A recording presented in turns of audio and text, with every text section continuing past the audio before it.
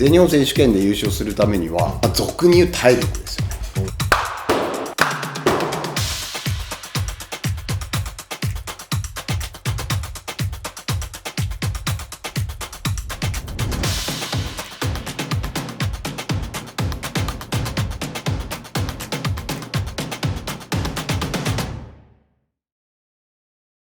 剣道をやっていればそれなりにつく筋肉で十分なのかっていう、そこの見解っていうのはいかがですか？そうですね、僕が考えるには、その稽古の量が多いとかっていう場合であれば、である程度年齢のこともあると思うんですけれども、やらなくてもいい場合もあると思います。ただし、やった方が絶対にいいというか、損はないですね。それは剣道が強くなるためのにやるわけではなくて、なんでトレーニングをするのかと、これよく中学生とか高校生とかに言うんですけども、剣道をする時に、早く振りたいとか、そういうことを言うんですけども、基本的にはそうではなくて、怪我をしない体を作るっていうことを考えた方がいいと思うんですね。でそれが要は怪我をしないっていうのはどういうことかっていうと、例えば何か強い力が外から加わった時とか、それに耐えるだけの筋力があるのとないのとではやはり怪我の度合いも変わってきますし、また怪我をしてしまった場合ですね、怪我をしてしまった場合にその治すためには稽古を休まなければならない、練習を休まなくちゃいけない、試合にも出られない。そうなってくると当然、最終的に見るとパフォーマンスは下がってしまうっていうことですね。なので、怪我をしないために、要は家と一緒で家の土台とかと同じように土台をしっかりさせるという意味で、ある程度の基礎体力という意味で、足りない部分のトレーニングをしていくっていうことは非常に重要なことだと思ってます。なるべく怪我をしない、そのためには剣道はどうしても怪我をしない、怪我は少ないというふうには言われてますけれども、その中でもやはり、やっぱり接触もありますし、転倒もありますし、そういった中、そういうことでもし怪我をしてしまうっていう可能性も少なくはないと。でその怪我をなるべくしないような体力、筋力っていうのは重要だと思いますね。先生が見られてる中で剣道の怪我で多いのって一体どういうものがありますか？怪我で多いのは交錯、要はぶつかった時に転んで、足首を捻挫してしまうとか、そういったものが多いですね。あと多いのはどうしても、跳躍運動を繰り返しますので、これは怪我というよりも、スポーツ障害ですね。障害、慢性的にこうずっとやっている中で起こってくる障害になると思うんですが、アキレス腱が痛くなってしまうとか、かかとが痛くなってしまう、っていうような、それが多いようには思います。下半身の方が上半身に比べるとどうしても多くは出てきますね。プラスあとは、この剣道長くやってたりするとどうしても体当たりとかもありますから、そうすると腰が痛いとかっていうのは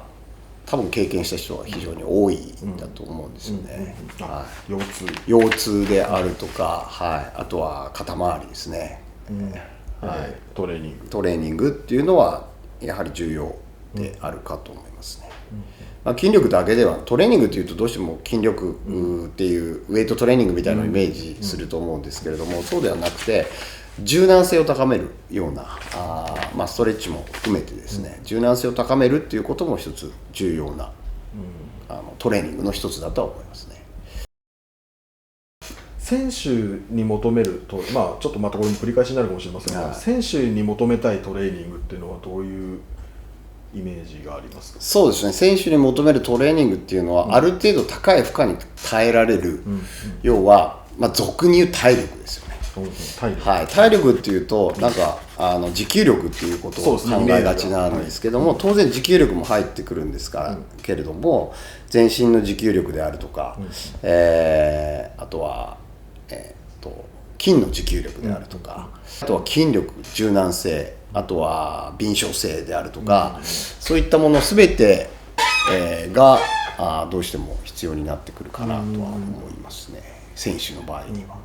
普段の稽古でも当然つけられることはできるんですけども、例えば、これも全身の持久力っていうものを考えたときに、稽古の時間が例えば1時間ありますと。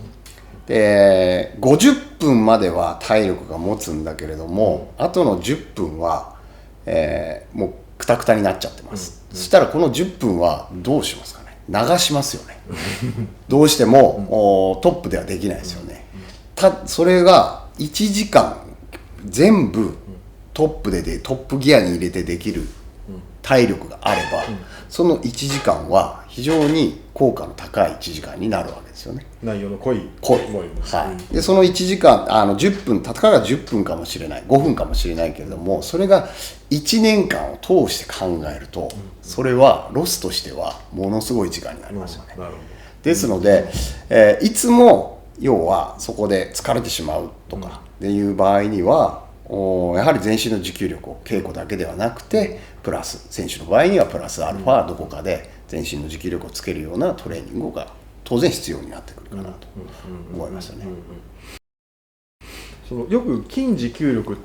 最近よく聞くんですけど、実際その辺ってどういう？そうですね、全身の持久力っていうのは、心肺機能ですね。で筋持久力っていうのは筋肉が繰り返し同じ動作ができるかどうかっていうことだと思ってもらえればいいですね。当然同じことをこうやって繰り返していると素振りだったりしても疲れてきますよね。それは筋肉は疲れてくるわけです、体力的にはまだ大丈夫なんだけれども、筋肉は疲れてしまうっていうことは、乳酸がたまるとかそういうこと？そうですね、乳酸がたまるという、言い方が分かりやすいのかもしれないですけれども、だんだん筋肉が動かなくなってくるっていうような、同じ動作を同じレベルでできなくなってくる。そうですね、その、ができる長さが伸びていけばいいということですね。例えば全日本選手権で優勝するためには1試合の平均時間って約10分なんですね。でそれで優勝するまでには6回戦わないといけないですね。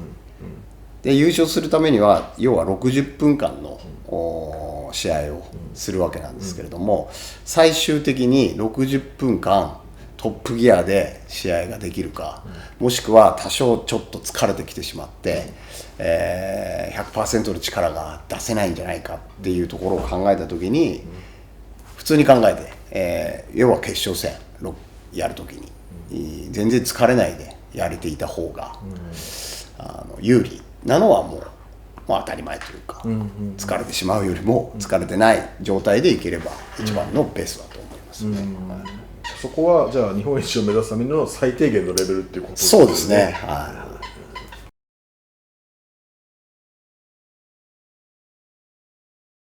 非常に高いんですね。例えば寺本選手の場合はこれ、